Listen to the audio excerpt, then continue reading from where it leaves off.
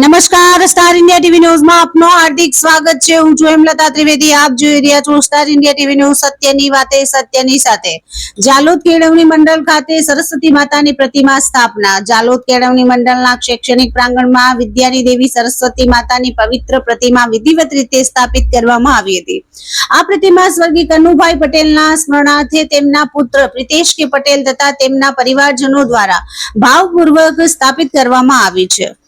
ખાસ નોંધનીય છે કે સ્વર્ગીય કનુભાઈ પટેલ જાતે પણ આ જ સંસ્થામાં શિક્ષક તરીકે ફરજ બજાવી ચૂકેલ હતા, જેના કારણે આ પ્રતિમા સ્થાપન તેમને સમર્પિત એક સન્માનરૂપ પગલું માનવામાં આવી રહ્યું છે। પ્રિતેશ કે પટેલ પોતે પણ એક શાળાના પ્રિન્સિપલ તરીકે સેવા આપી રહ્યા છે, જ્યારે તેમની પત્ની પણ આ જ શૈક્ષણિક સંસ્થામાં પ્રિન્સિપલ તરીકે ફરજ નિભાવે છે।